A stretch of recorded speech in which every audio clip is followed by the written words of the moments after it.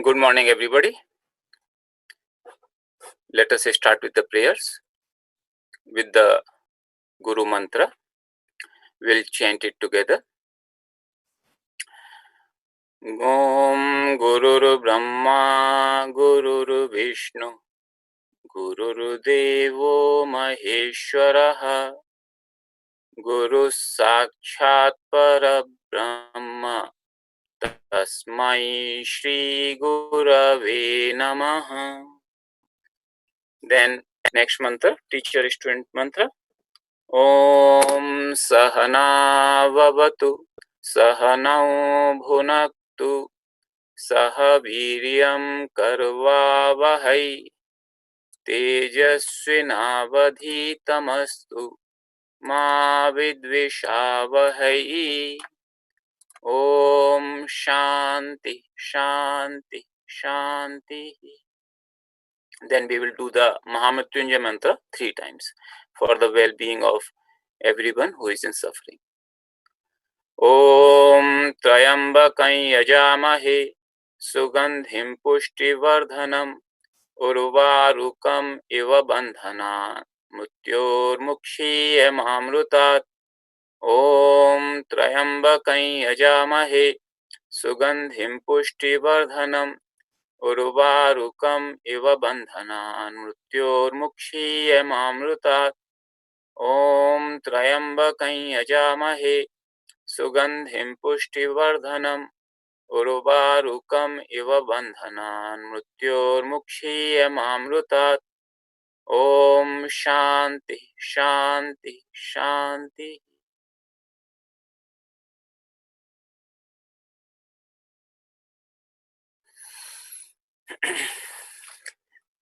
Hello everyone. I hope you are enjoying this Sanskrit course, and today we will get into the grammar. So just a little bit of an overview, basically related to what we covered so far. So we covered basically the origin and history of Sanskrit, tradition of grammar, which is considered very elaborate and very sacred, alphabet and script. I would like to again tell you that these are the two different things. Sanskrit being a completely phonetic language, it can actually have multiple scripts, and there are multiple scripts. Most common is called Devanagari.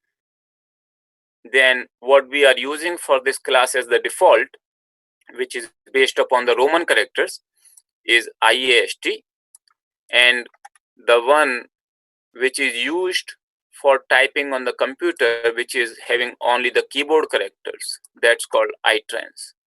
So we discussed that. We also saw how to type Sanskrit on computer. I also discussed that Sanskrit has some amazing qualities. One is free word order. You can choose the words in a sentence pretty much in any order you want, and the meaning will not change. There is a default word order which I'll talk later. But generally, if you change the word order, the meaning of the sentence does not change, and we see that how that happens actually. Because of that, it actually gives tremendous flexibility to poets. Imagine the same sentence you can say in hundreds or thousands of ways. Because of that, what has happened is that all literature is actually in the metric format. That means in the poetry. And we know from our own experience, those who are exposed, like Mahabharata, Ramayana, Bhagavad Gita being a part of Mahabharata, they are all in poetry. The language has been preserved in its form from very ancient times. Part of the reason is that Panini codified the rules of grammar, and people have been following those rules of grammar ever since. And therefore, there has not been any change in the language naturally evolves. Like in English, if you look at 500 years ago English versus today, it would look quite different, but not so in Sanskrit.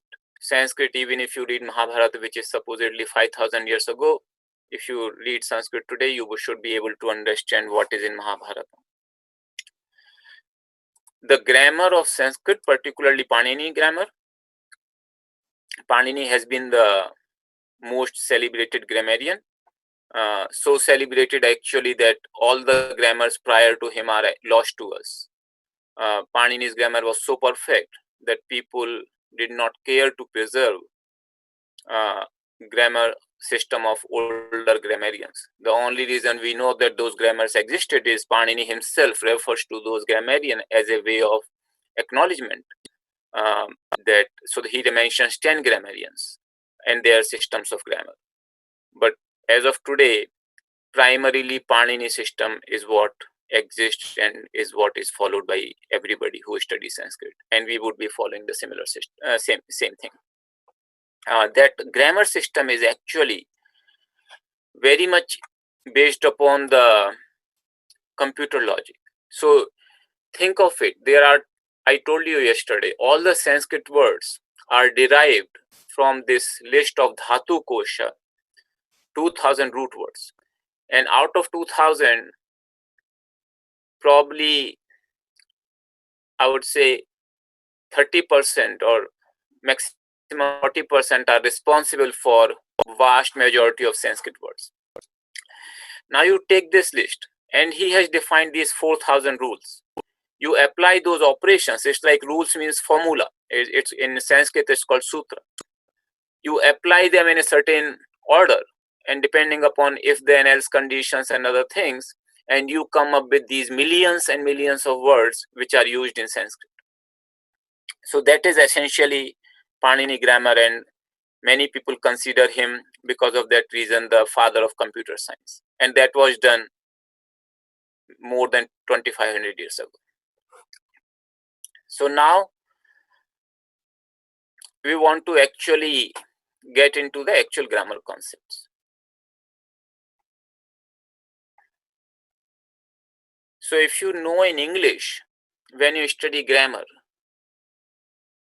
a few things are important. Like in English, the order of the words in a sentence, that is very important. And that's a part of the grammar, that how do you write a sentence. So yesterday here, I was discussing with Brahmachari Ben Baba, and he was pointing out that adjectives, for example, you can say flower, beautiful blue flower. So whether you should say blue beautiful flower or beautiful blue flower, that actually, so there are certain inherent rules in grammar in English, whereby it will look very strange or many times wrong if you do not follow those. English also has, for example, the grammar rules related to prepositions. There are a number of prepositions like to, of, from, in, and so many of them. And depending upon the context, you have to use a preposition appropriately.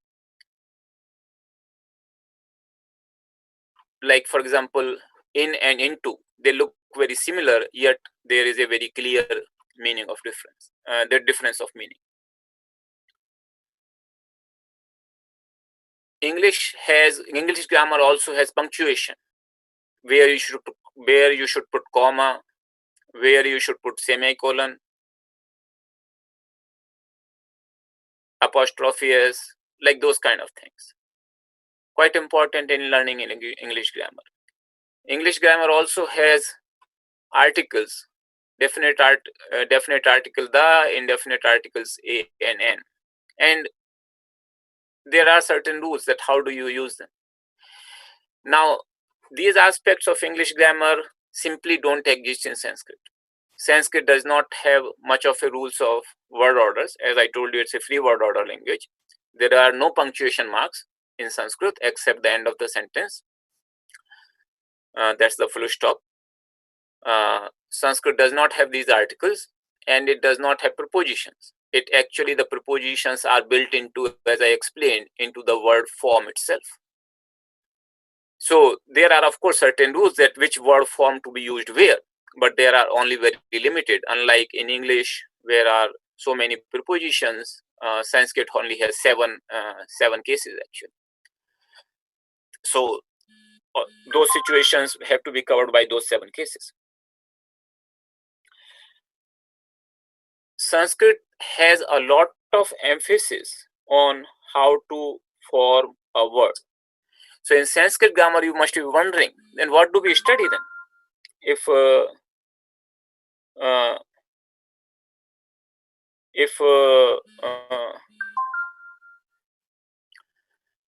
what do we study then? So I'll just then point out here. I'll just write down basically here. So so we'll see that what are the elements we want to study in Sanskrit grammar. So one thing is sandhi. Sandhi is I would say joining. That's the simple meaning of sandhi. I'll explain to these words to you. What do they mean? Another is it's called Shabda Rupa. It means forms, I would say here, nominal forms. So these are basically the forms of the different words which are classified under nominals. Then another is called Dhatu Rupa. These are verb forms. So different verbs. And I'm just giving you a sort of gist, and I'll explain to you. We would be actually discussing these things in a quite a lot of detail. So do not worry if these words do not sound very meaningful to you right now. Then we have something called samasa. These are compound words.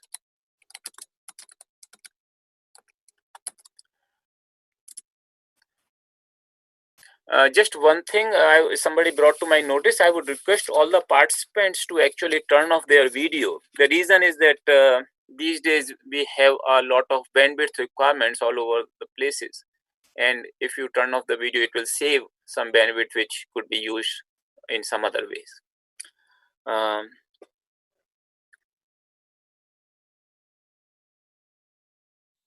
Then another thing which we have is called suffixes. So suffix in Sanskrit is called krut. So I'll just say krut, pratyaya. Pratyaya is the suffix. Krut is a category of suffix. So these are called nominal suffixes. I would say here first.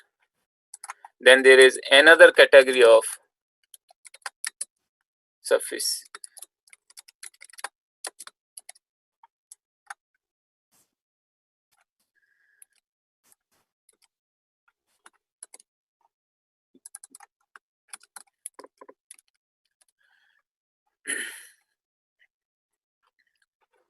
So out of these things, we will be reading the first 3 more extensively in this course. Last 3 are a little bit more advanced topic. I may just give you a simple overview, but we will not be studying in detail. There are some other things in Sanskrit grammar which are also sort of studied in advanced course, and we may not be discussing those. So I'll just give you a gist that what do these things mean on an overview level. and then we'll go into the details of those things. So I'll just create a here,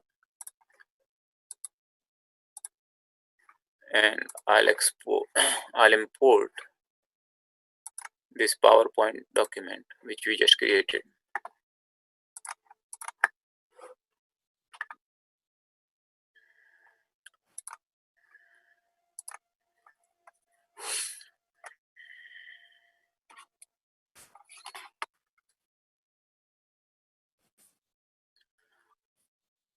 So Sandhi, what does Sandhi mean?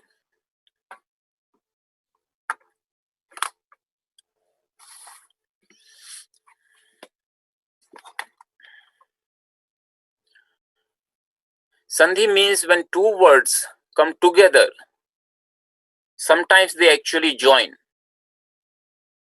And that is Sandhi. So example in English, first I'll give you an English example. So if I, for example, tell you that there is a sentence in English, simple, TED talks. If you say it fast enough, TED talks, TED talks, TED talks, TED talks, the way it would sound like as if I'm pronouncing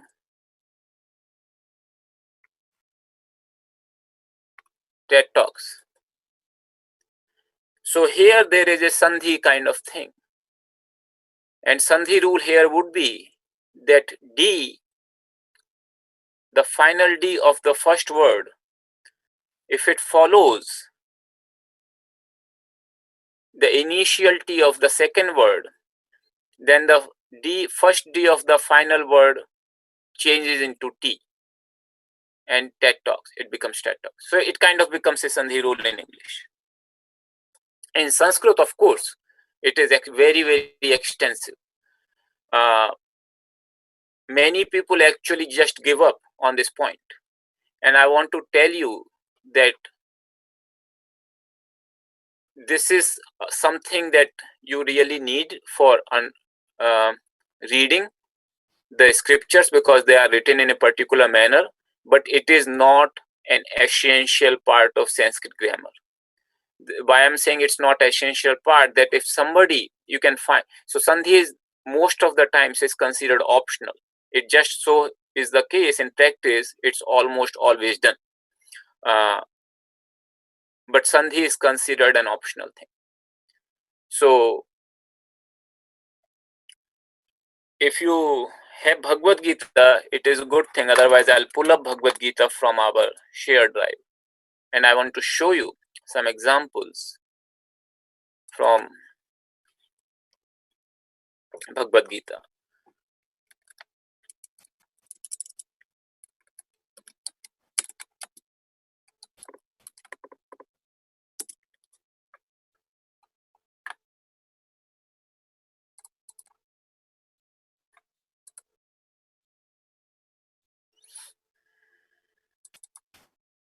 So you all know this is our shared drive. And here I have put in that Samhita study material.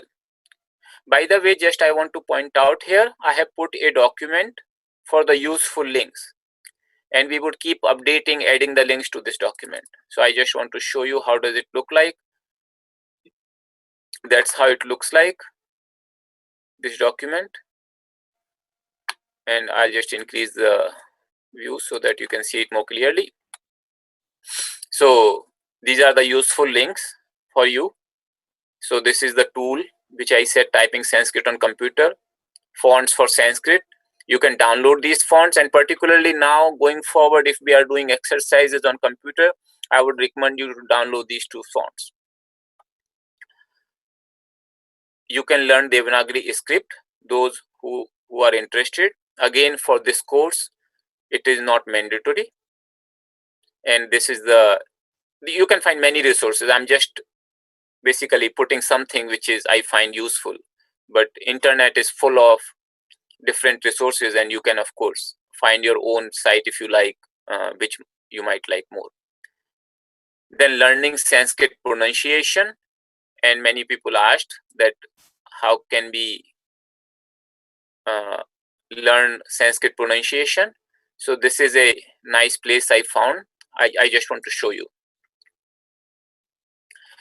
And by the way, this site, the Sanskrit Trickshaivism.com, it is a useful site for learning Sanskrit as a whole. And I have been using this site for our course material also. And you can actually take a look at it also. So learning Sanskrit pronunciation, and if you go here, it actually shows how the letter looks like in Devanagari, how is it in transliteration, and then you can play the sound.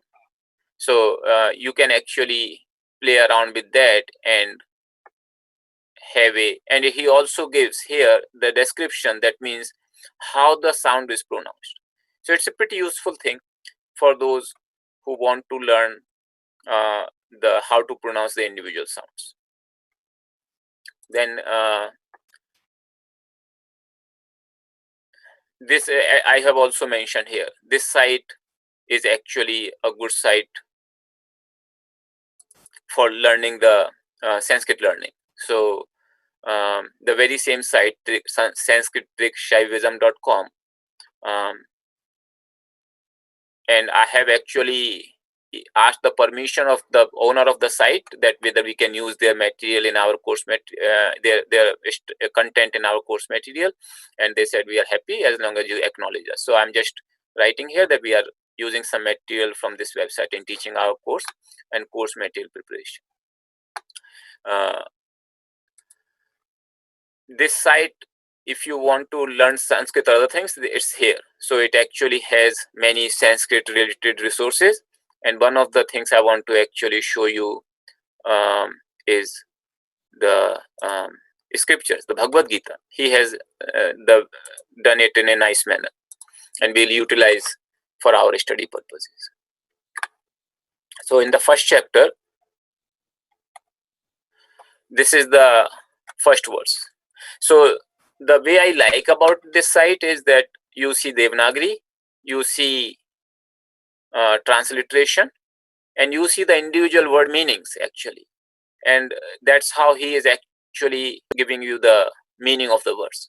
So it's a nice website, and because it has both Devanagari and transliteration, we can use it on our class.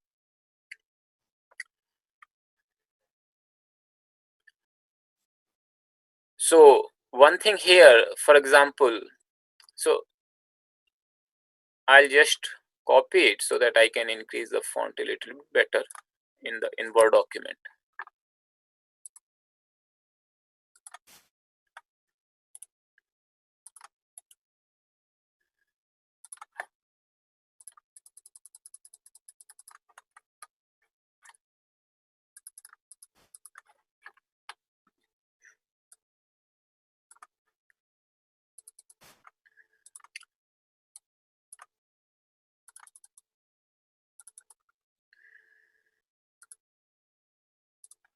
Okay, so many of you would be familiar. The only thing in this site, if you have to remember, these letters are capitalized, which in translation script, they are not supposed to be capitalized.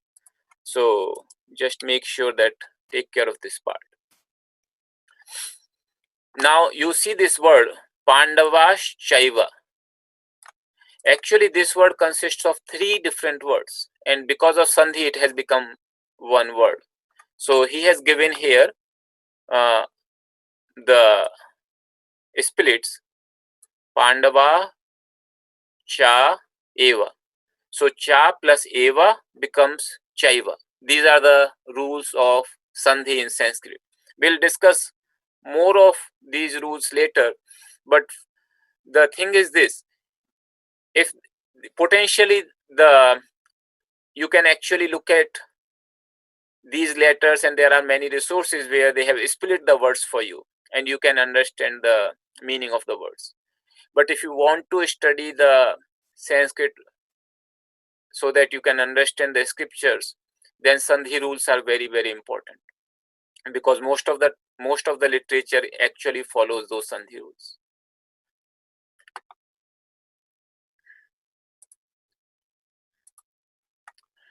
So this is Sandhi. There is a corresponding concept. So Sandhi is joining. So you see the joined words, and we say the corresponding concept is actually Vicheda, means splitting.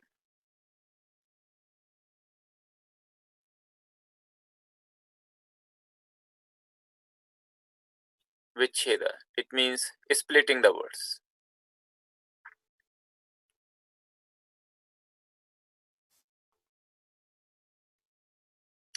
So most of the time we would be actually, if you want to read the scriptures, you would know how to split, but in order to know how to split, you have to know Sandhi rules. And I can tell you that it is much easier to join two words than to actually split two words. To find out how to split them is more challenging than simply if I give you two words and you know the rules, you can join. It is like in mathematics, it is much easier to multiply two numbers to make a big number, but it is quite difficult to actually factor a big number into two numbers. So this is one aspect of Sanskrit grammar. Another aspect of Sanskrit grammar is Shabda Rupa, nominal forms. So what are the nominal forms? I'll discuss these two forms just in a moment. I just want to, because this is what we will discuss more in detail today. So I'll come back to these things. I just want to give you an overview of other aspects of Sanskrit grammar. Samasa, compound words. So compound words would be something like, in English, if I say home,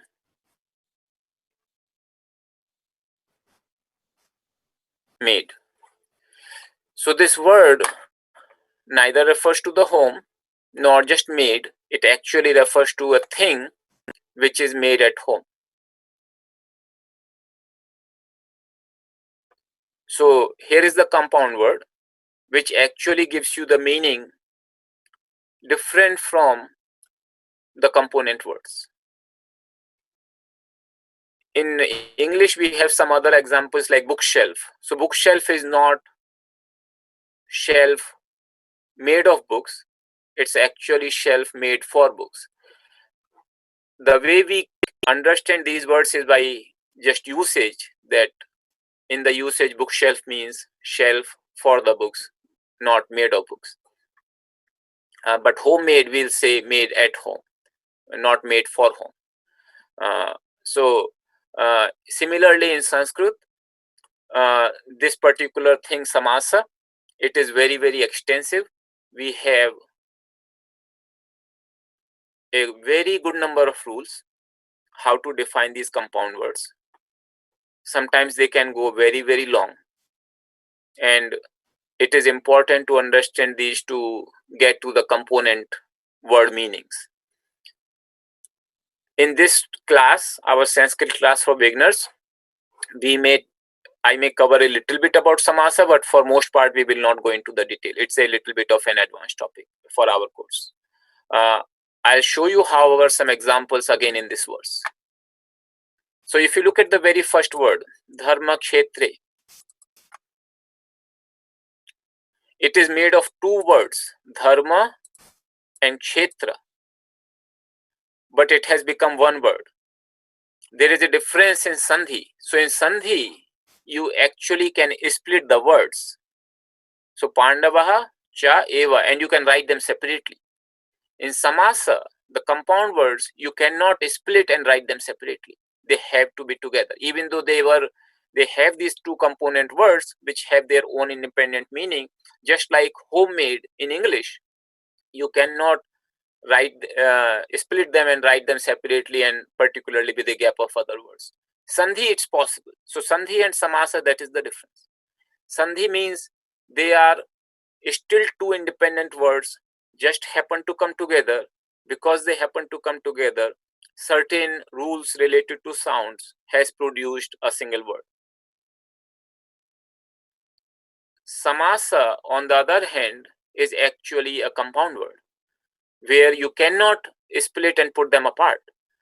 You can split that word to understand the meaning only, but not as in a sentence, like you cannot really put them apart. So it has to be treated as one word. So in this one example, you can see we have Dharmakshetra is one compound, Kurukshetra is another compound. So these are our compounds in this particular verse.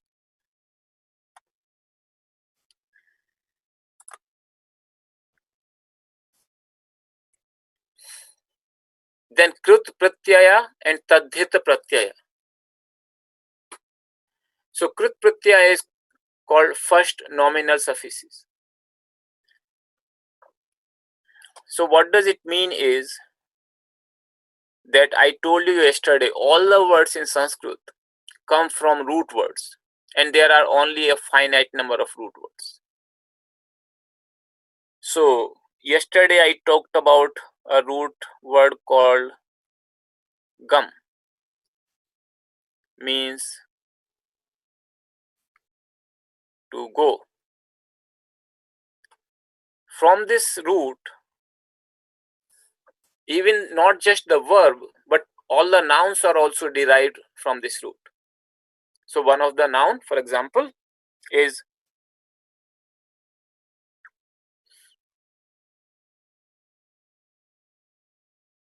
gati. Gati means speed,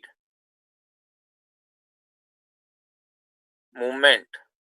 So gati means movement or speed, and it's coming from gum. So how do we arrive from gum to gati? There are a certain set of suffixes which are called krut pratyaya. Pratyaya is the word for suffix in Sanskrit. Krut is the category. So that category of suffixes which give rise to words, nouns, they are called krut pratyaya. We will not go into this. This is considered an advanced topic, and in this course we will not go into this. I just wanted to tell you that such a thing exists, and that's how you derive all the words actually. So gum root, this gum dhatu, might be giving rise to, let's say, thousands of words. Literally, I mean, I'm not exaggerating when I say thousands of words. And all of those words actually have rules how those words are derived.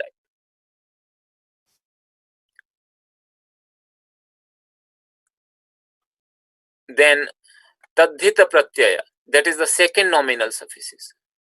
That means I use the root word to make the first degree noun, and then from this noun, gati, I actually add another set of suffixes. So gati, and I actually can add a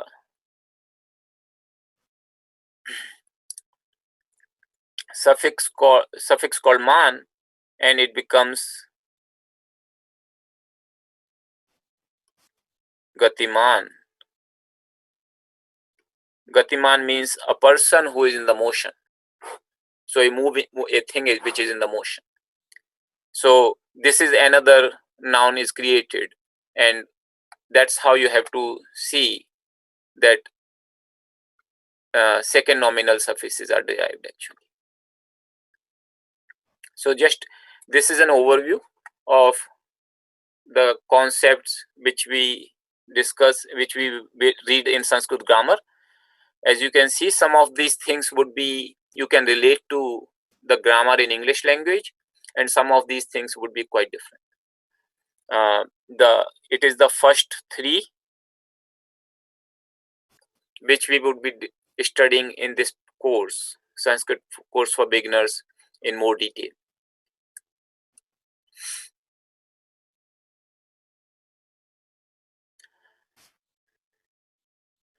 So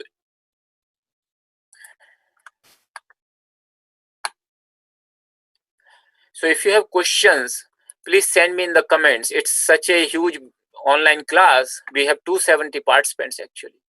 And I wish that I could have taken the live feedback uh, to understand that if you have any questions and respond to those. With this kind of class, it's just not possible. I would try to, however, read the comments. I'll take a gap, read the comments, and then come back to you with certain with certain responses.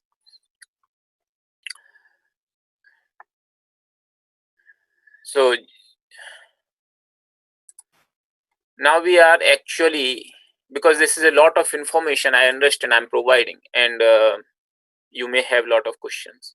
So please do write in the comments, and I'll try to address those things as we go along. So despite Sanskrit having millions of words, all the words can be divided into three categories, which is quite amazing actually to say that. So nominals, they are declined. Declined is a technical term. Actually, that means it's a technical grammar term, not technical Sanskrit term. It's used in the, if you study the grammar of any language, you would come across this word, declensions or decline. That simply means that I take the form of a word and change it. So let me pull up this slide into our whiteboard.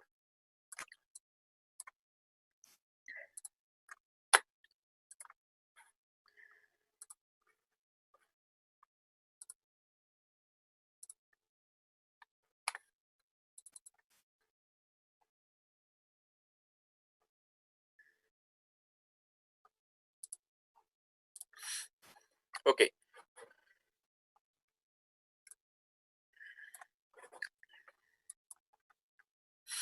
So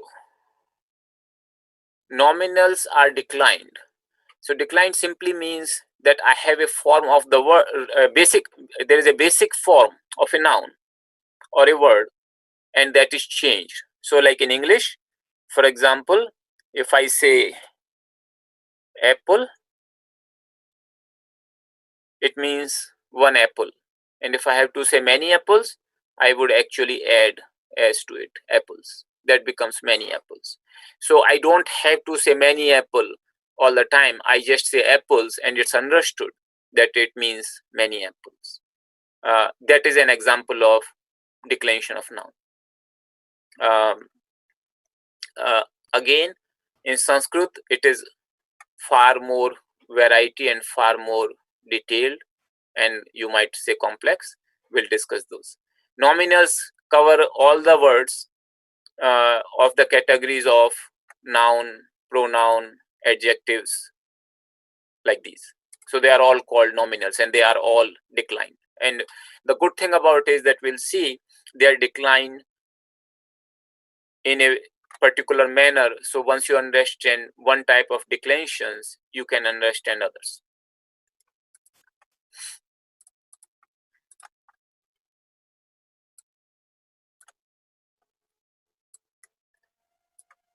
Then we have verbs, and verbs are conjugated. Again, this is a technical grammar term that again means the same thing, that there are forms of the verb. So just like in English, if I say go is the basic form of a verb, and then I make from here goes, went, gone. These are all the same verb goes through different forms. These are called conjugations. In Sanskrit, this is considered one of the most complex topics, the conjugation of the verbs. In our course, of course, we are not going to into all that complexities, but at least you will understand that how the verbs are conjugated and how they are used. So there is a base verb, which is basically for all practical purposes our root word, like gum. and then it is conjugated to give us the forms like gachati. Similarly, nominals, we have the base word, say for example Rama, and then we have like forms like Ramaha, Ramau, Ramaha. We'll see those in detail. So we'll have a lot of repetitions. It's very necessary. And if you do not understand something right away, some words sound foreign to you, do not get worried about it. We'll come again and again to these concepts. Plus, you will have the everything which we are discussing, the recording of the class, as well as the printout of this whiteboard. I'll post it. So you would have this in our shared drive. So you would have the opportunity to go back to it and learn from it. And then the third types of words are indeclinables. So these two are the category where you have a base word, either root or noun, and then you change the form of the word to use in a sentence. In this case, indeclinables, it does not undergo any change. And that's why it's called indeclinable. So no conjugation or declension. The word is used as such. Some of the examples of this kind of words are adverbs.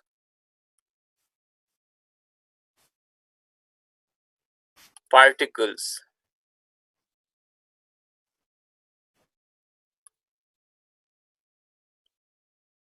So particles means, like in English we have and. In Sanskrit, that is cha. So cha is a particle. It actually joins two words. So same meaning as and. So these are called particles in Sanskrit, or Sanskrit word for that is nipata. They are called indeclinables. Adverbs are the words which are formed from here. So they are not like, so you still have, these words are still formed from root words, but they attain a certain form, and then after that form does not change further. So for example, these two kind of categories, they change based upon whether we are talking the sentence for plural, singular, or whether we are talking for gender masculine or feminine. These are the criteria based upon which these forms change, but these forms do not change based upon those criteria. So as I said, like all the words in Sanskrit are derived from root words, dhatu. Some people believe that particles do not come from that, and that is the only thing. So there are only very handful of words, particles, which are actually probably not derived from root words. Otherwise, every single word in Sanskrit is derived from those root words. So with this, I think it's probably in order to take a 5-7 minute break. You have the shared drive. For those 5 minutes, you have these links. Feel free to go to this site, see around. Also, other study material which I have put. I also want to show you that this Bhagavad Gita text, there were a lot of questions related to m dot under or m dot over, so I just changed it so that it is in the same standard as we are having from Sanskrit tool. So now you will find in Bhagavad Gita book, m is with dot under, not with dot over. Then I also put another book of Bhagavad Gita, because this, our original book, it only had the text. This one has text and English translation. Unfortunately, I could not find a book which is not in the copyright. I mean, this one I know is not in the copyright belonging to Gita Press, but otherwise there may be some copyright things. But so this one has the verse and the English translation, but it only has the text in Devanagari. It does not have text in transliteration. So, but its translation is good. So these two together, if you want to use, I would have preferred if we had only one document, but we don't. However, that website which I just shared with you, that does have all the three together. So from that perspective, you can actually go to that website, and there are many other resources on the web which have so many things about Bhagavad Gita. So you could do that. Please do write your questions in this 5-7 minutes break I'll take, and I'll review your comments and see what questions you have, and I'll try to address those questions. Okay, so I'll mute myself, and you please feel free to write your comments and questions. Okay, welcome back. I want to take a few questions. So I did read your comments, and a few things I want to point out here, which I made a little bit of mistakes. So it's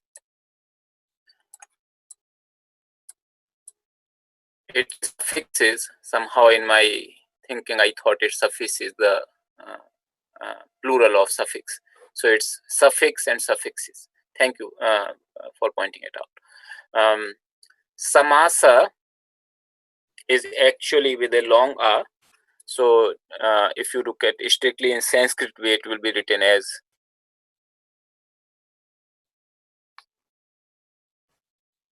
samasa.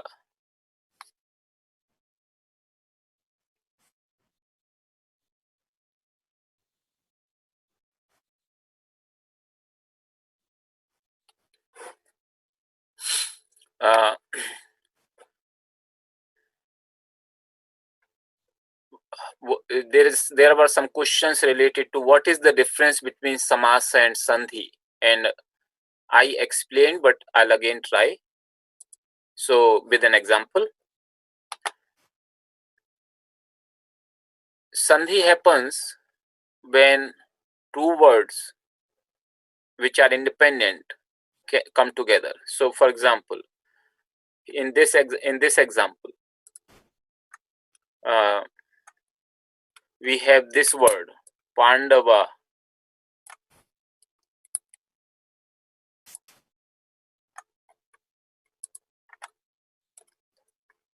Actually, it's Pandavaha. The actual word is Pandavaha. And we have Cha plus Eva. These three words actually have become Pandavashaiva. So this is how Sandhi has become. So there are two operations of Sandhi, as you can see. One is between Cha and Eva. So if I just take this one, then it is actually Chaiva. And another is then Pandava plus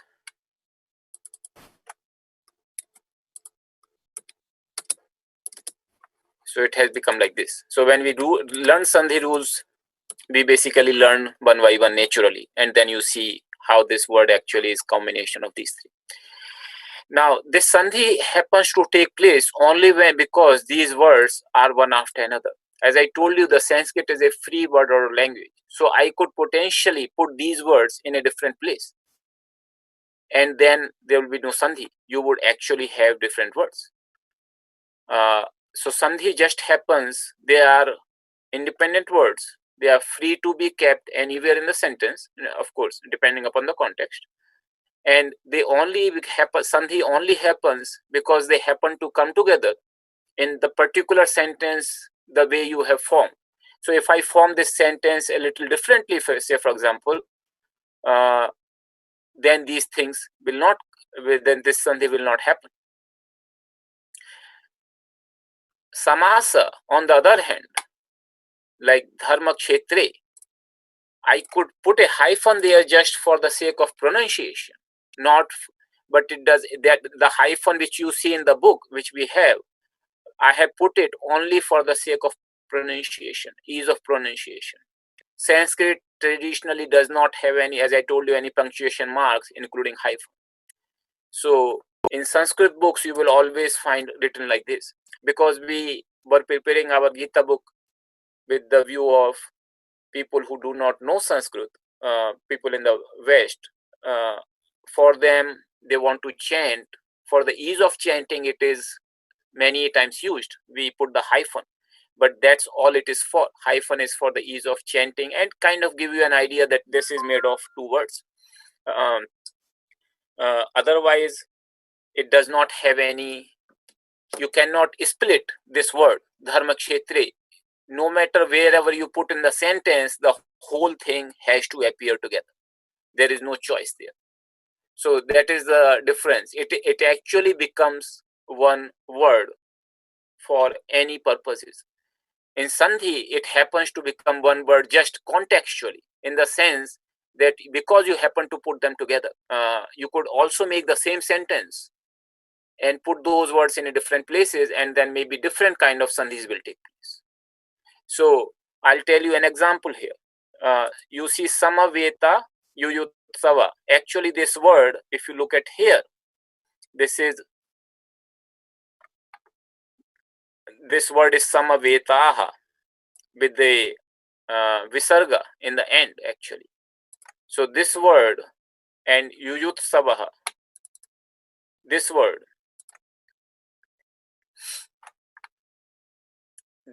because there is sandhi rule that when you have visarga here, and we'll discuss those sandhi rules later, but I just wanted to tell you, because we have a visarga here,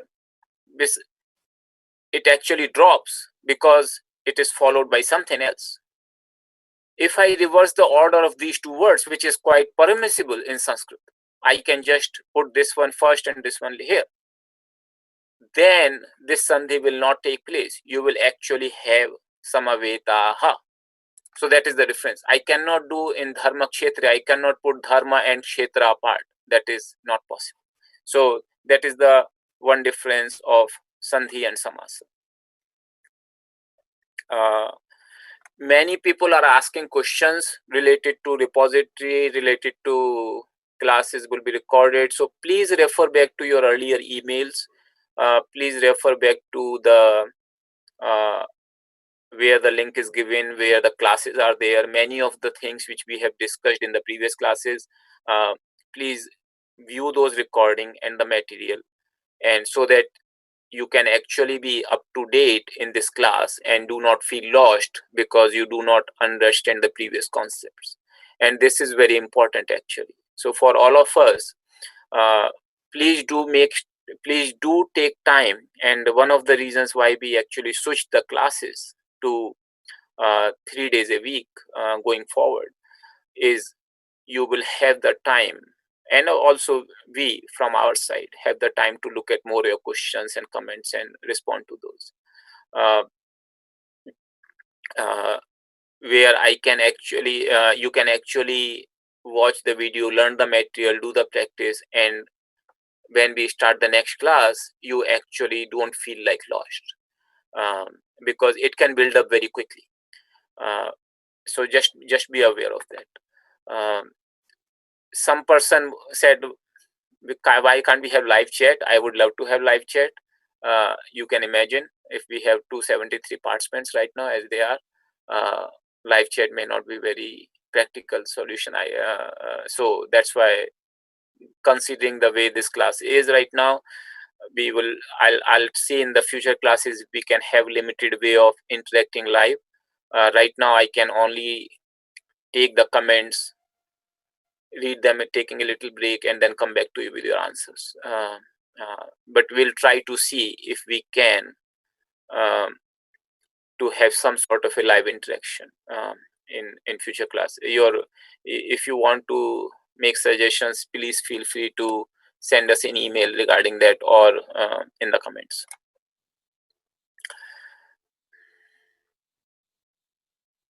So these were the few of the things. I cannot say that I answered probably all your questions. Many of the concepts are similar in Indian languages because they are derived from Sanskrit. So you may be familiar, those who know any of the Indian languages like Sandhi, Samasa, those kind of things, they could be familiar, and some of the rules also would be similar. So that is fine. keep in mind one thing, that even though many of the rules may be similar, we are actually focusing on Sanskrit rules here only, and just make sure that you do not mix up with things which you already know, because sometimes they are different also.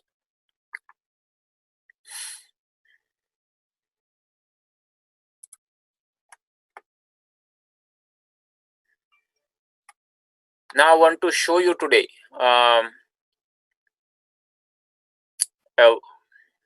nominal forms actually. So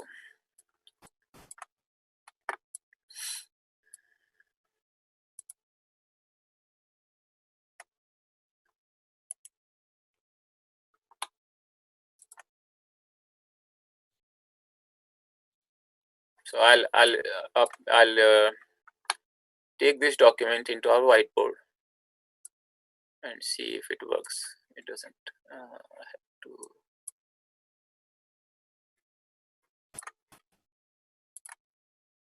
Word document.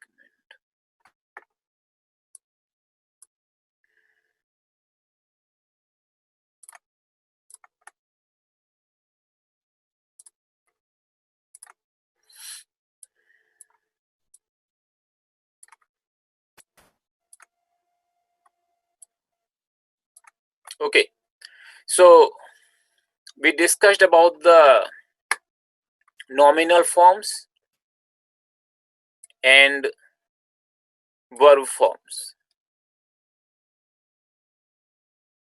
So this is a snapshot of how the nominal forms look like. So we have taken a noun which called Rama. Its meaning is, it's actually is the holy name of God. Also, it could be the name of a person. It can also have some other meanings, but main thing is that we have a base word. So this is called base word, Rama.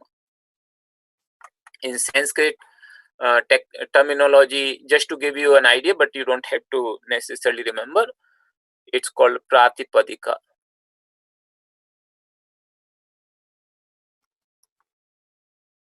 A technical grammar term in Sanskrit grammar. That's the base. And then you have a number of cases. I'll explain to you. And these are the forms. So you see these words: Ramaha, Ramau, Ramaha, Ramam, Ramau, Raman, like this, and up to this. So when you see a sentence, you will never find this word, the base word, being used. You will always find one of these forms, this table, one of the words from this table being used. So this is important. In dictionary, as I told you earlier, the dictionary of Sanskrit does not contain all the words. The reason is this: dictionary will have this word, base word. Sentences will have any of these words. And as you can see, for one, we could have like 24 forms for one word. And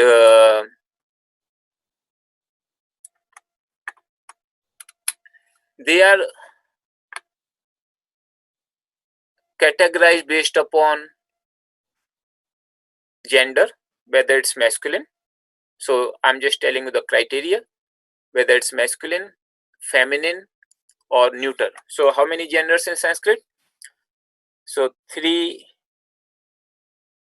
genders.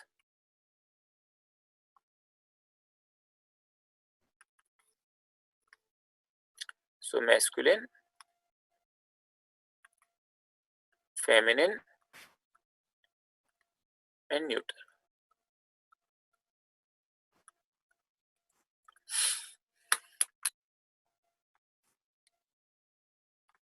This word, so from the base word, you have to know whether it is masculine, feminine, or neuter. That will actually change these forms. So this table is actually dependent upon the base word, what is the gender of the word, as well as what is the ending of the word. So we call it akaranta. I already told you akara means the sound of a, akara. So it's ending in akara, and that's why it's called akaranta. Akaranta simply means, anta means ending, akaranta means ending in a.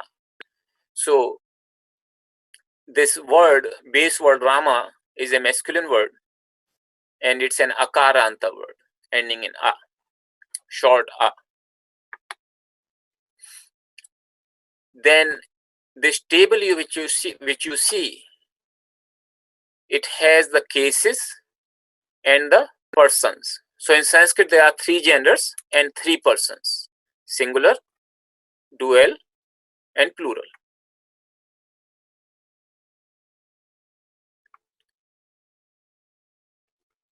And there are 7 cases. So you see I have given the number 1, 2, 3, 4, 5, 6, 7, and these are the Sanskrit words, which simply means first, second, third, fourth, fifth, sixth, seventh. And these are the case names like nominative, accusative, instrumental, dative, ablative, genitive, locative. And vocative is actually not considered an independent case. It is just considered a variation of the first one, but we list it separately nevertheless. So it is, vocative becomes Rama, Rama, Rama. So we'll discuss these cases in more detail, of course, and then you'll understand what do they mean and how to use them. Again, we'll go back to our example of Bhagavad Gita. So if I take the first word here, dharma kshetre, it is, if I look at my table here, it is very similar to like Rame. This I know as a fact, but from this you kind of can guess that this word dharma kshetre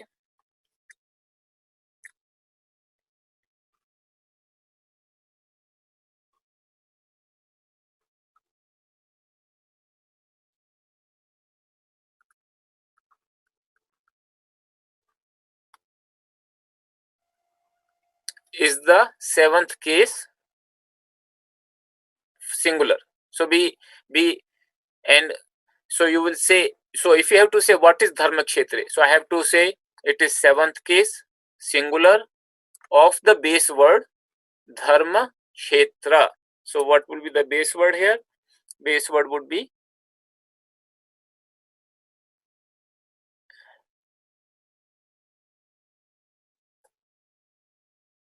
dharma kshetra, which is masculine also and akaranta. So all this information has to be provided, you have to understand in order to arrive at a form. Looks pretty overwhelming right now, but as you practice, it actually becomes very simple and very intuitive also. So when you learn the grammar and you try to understand the meaning, you have to know that this word belongs to which case and which person.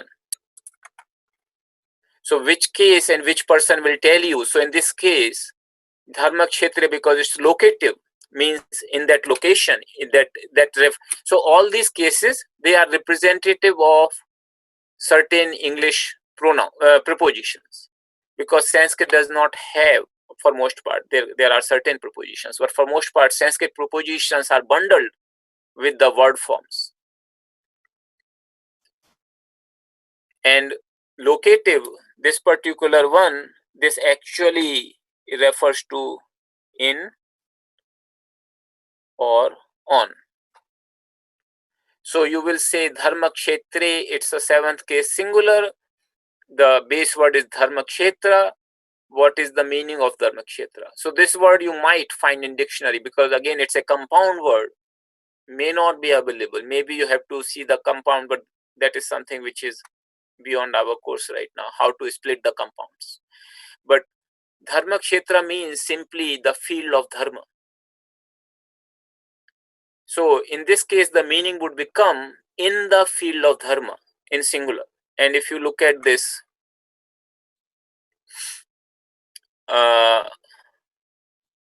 so here he is saying basically in Kurukshetra or Dharma Kshetra, also known as Dharma Kshetra. Dharma Kshetra means in Dharma Kshetra. He has not said field, he has just given the Dharma Kshetra as the whole name, but actually Kshetra means field. So field of Dharma. Like this, we arrive at meanings. Okay. So this is the how the nominal forms look like. So today's class is a little bit of an overview, and we would actually naturally go into a lot of details. I would also give you an overview of how the verb forms look like. Okay. So again, do not get too overwhelmed by this information. I just have this that will start with the overview, and then we'll delve into the details. So you kind of get a full picture that what is it.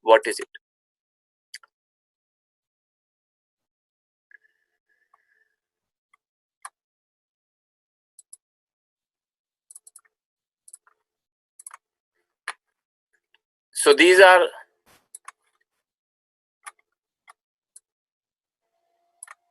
verb forms. The table looks smaller,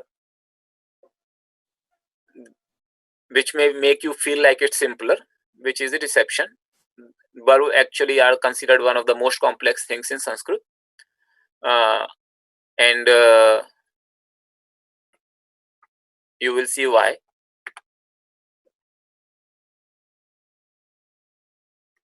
So first, dhatu, it's called dhatu rupa or verb conjugation. Dhatu rupa simply means the verb forms. That's all. We take it a root. Here I have taken the root gum. And again, in the sentences, when you read the literature, you will see these forms. Gacchati, gacchataha, gacchanti. But you will not find these words in dictionary. What you find in dictionary is this. So you understand now that why the grammar is important even to look up a dictionary in Sanskrit.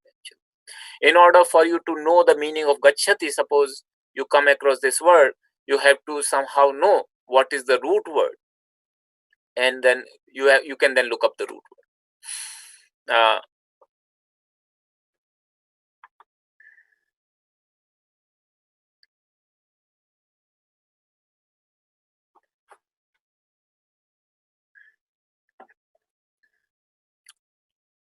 Just like in nouns, when we have a form, we have which case, which person,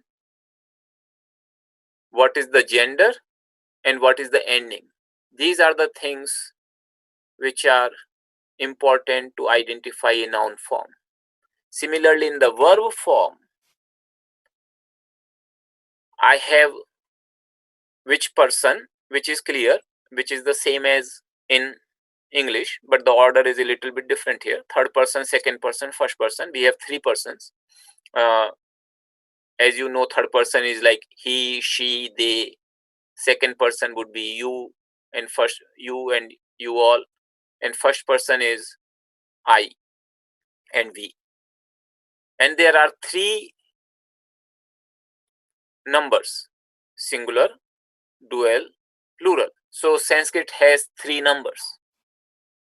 Same three numbers are you saw in the noun forms also: singular, dual, plural. So you have three numbers: singular, dual, plural. So and then you see which root it is. So in order to identify a verb form, you will know which person, which number, what is the tense? So this is present tense, which is I'll use this word. This is a cryptic word like lat, but it's a present tense. And there is a particular category here. You see parasmaipadi. So in Sanskrit, the words are actually two kinds: parasmaipadi or atmanepadi. We'll discuss. I just want to tell you that this is just an overview. We will go into the details of those later on. So do not worry too much about it right now.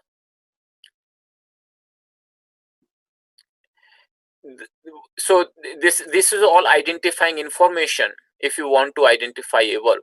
So gachati in this case we know it's a present tense. It's a third person. It's a singular.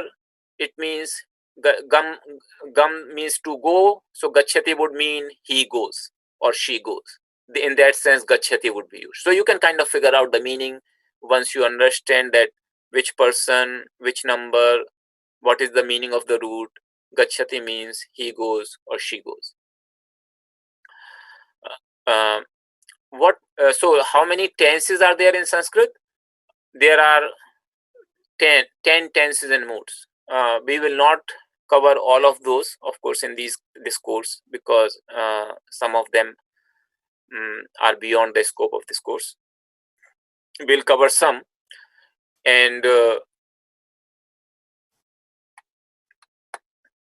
we will also see that how many roots we cover, because there are about, as I said, 2000 roots. So even if you take common roots like 500, take 10 tenses and moods, 3 persons, 3 numbers, all of a sudden you see the verb forms actually quite exploding actually.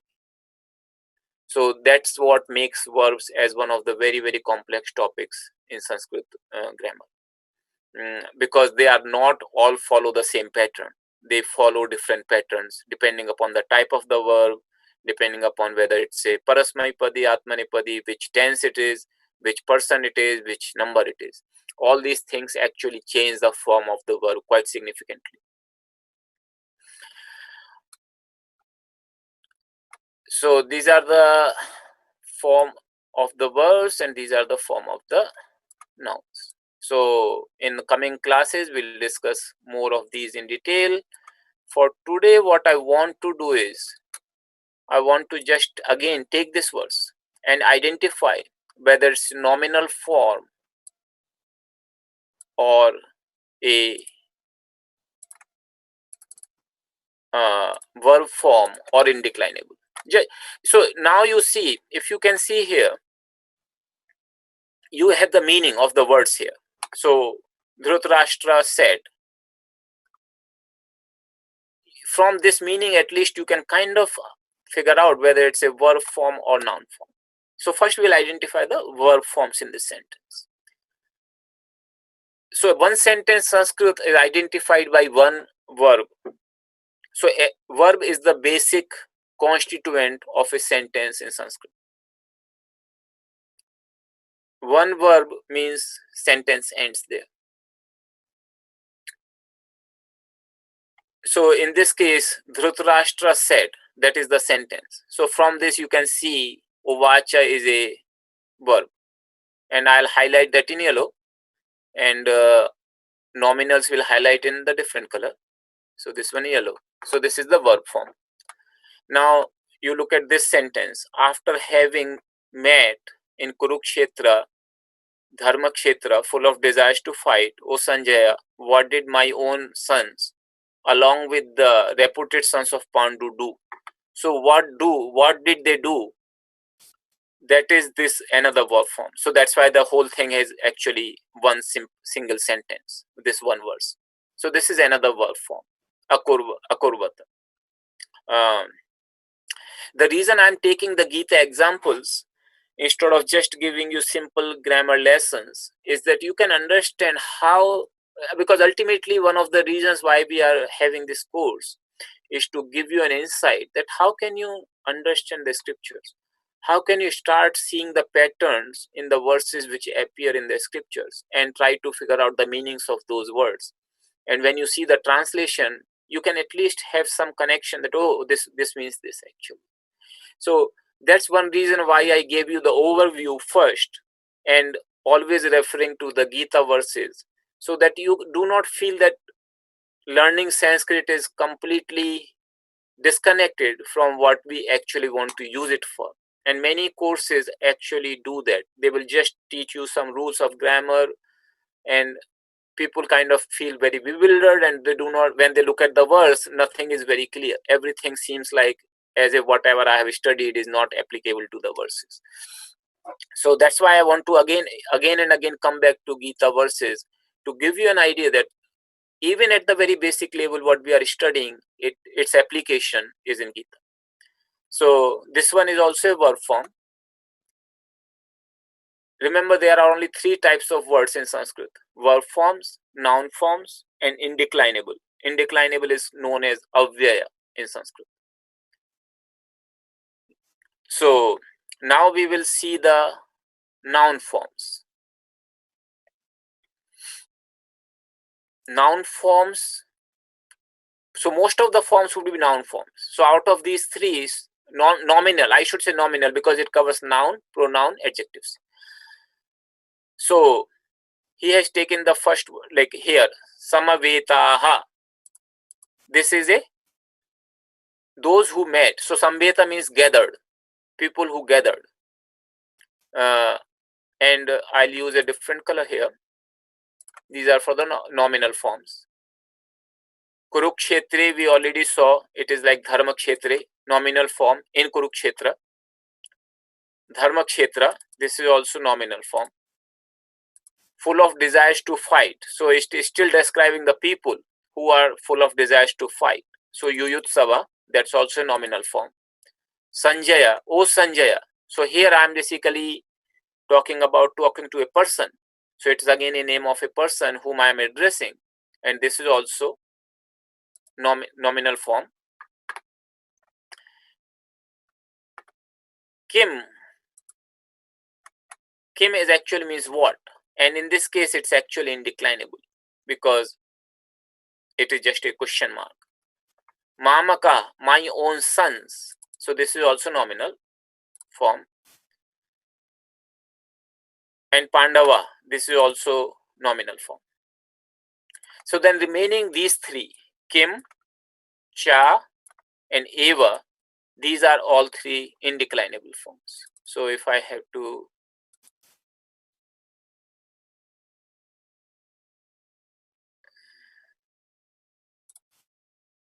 so these are the 2 different forms. I told you there are 2 different words, Cha and Eva. But so in the pink you see the indeclinable forms, bluish highlight nominal forms, and these are the verbal forms.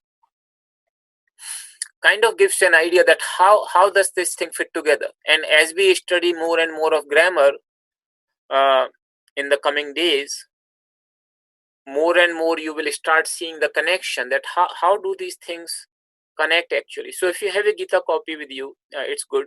We will otherwise pull it on the screen, and I'll refer you to the verses in Gita to always, or our prayer verses, to always get a sense that look, what we are studying, even though at a very basic level, it still has the connection to what we are intending to study.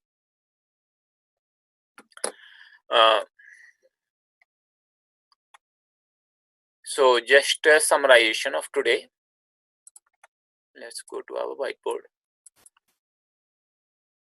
So Sanskrit grammar has these elements: sandhi, which is joining of the words; vicheda is the corresponding concept which splits the word; we have the nominal forms; we have the verb forms. And these are the 3 concepts which we will discuss in this course for beginners in more detail. Then there are some other concepts which are advanced concepts, samasa. So I'll just put a here, samasa, krut pratyaya, tadhita pratyaya. These are the advanced topics, and we will not be covering in this course. When I take the advanced course for Sanskrit, maybe if that kind of opportunity arises. We'll see those topics to be discussed at that time. All the words, whether they are nominal forms or whether they are verb forms, they all come from the roots. And there are only very finite number of roots. Somebody asked, is there a list of roots available? Yes, there are. I'll try to find on the internet and post a link in the document. So there are, as I told you, there is a document called Dhatu Kosha, the collection of roots, and there are 2,000 in number. So I'll try to find out a document. I'm sure that they are available on the internet with the meanings, and you can also look at it. Then there are only 3 types of words: nominals. They are nouns, pronouns, and adjectives, and they are declined. Just a technical term. It means its form is changed. Verb, its form is also changed, but that's called conjugation. And then there are third category of words which do not undergo change of form. So here the change of form goes based upon these criteria, whether it is masculine, feminine, whether it is which case, which number. These are the criteria by which the forms undergo change. This criteria does not apply for indeclinable. So no matter whether you are using it for plural or singular, whether you are using for masculine or feminine or neuter, the form of indeclinable does not undergo change. That's what it means, indeclinable. So the nominal forms, we have a base word, and this is kind of the table which has all these cases and 3 numbers. So if you say 8 cases, even though technically we say 7th case because 8th is always vocative, but if you just look at it from the table perspective, it is 8 into 3, 24, or if you say 7, then 7 into 3, 21. They may look a lot, but they are not actually. And once you will start using it, you will see that it is not so difficult. Then the verb conjugations or the forms of the verbs, you have again 3 persons, 3 numbers, and we have 9 in a table. Looks easier, but because of the number of tenses, there are 10, and also there are certain other variations. Verbs actually can get quite complex compared to the nominal forms. So this is practically an overview we covered. We covered the Bhagavad Gita verse in the light of what we studied, and so two things I will request you. One, go back to this talk, lecture if you can. We'll have next class on Friday, so you'll have time of tomorrow. Just try to absorb some concepts. You don't have to go into too much detail of the forms. That will go later in our class. But do copy this thing by hand, this table. Just copy in Devanagari and transliteration, whichever way you feel comfortable. Just copy this table and memorize it actually. And this table also you copy and memorize. The way you memorize it, this in Sanskrit there is a particular way of memorization. So you will say you will say it loudly. So like you will say Ramaha, Ramau, Ramaha, Ramam, Ramau, Raman, Ramena, Ramabhyam, Ramaihi, like this. So you would actually be chanting multiple times. Just put it in a sheet of paper, chant it many times, and slowly it will come to the memory. You don't like mug up. There is a particular way actually. The Sanskrit memorization works much better by chanting multiple times. Just keep chanting multiple times, and it will come to you. It will help you. It will help you to quickly identify the form. So, for example, when you say Dharm Kshetre, you know it is the seventh case singular, then it should be in the meaning of in or on, like this. So do these two things. Go back to this lesson, try to understand, and second, just copy. This is your homework. Copy these two forms, memorize them as much as you can. Just change them multiple times. We will come back to these forms and other forms later. And of course, feel free to send your questions. Tomorrow we will try to look at your questions and comments. I'll address those concerns in the next class. In some cases, if we have time and bandwidth, we'll reply to your questions. Okay, thank you. I'll post these documents on both of these forms onto our shared drive. Practically, basically, I'll post a copy of this whiteboard. Okay, then we'll go to our closing prayers. Okay, our closing prayers. Please chant along with me. Sarve bhavantu sukhinah, sarve santu niramayah, sarve bhadrani pashyantu, ma kaschid dukkha bhag bhavet. Om Purnamadaha Purnamidam Purnat Purnamudachyate Purnasya Purnamadaya Purnameva Vashishyate. Om Shanti Shanti Shanti. Thank you. We'll have next class on Friday morning, same time, 9 a.m.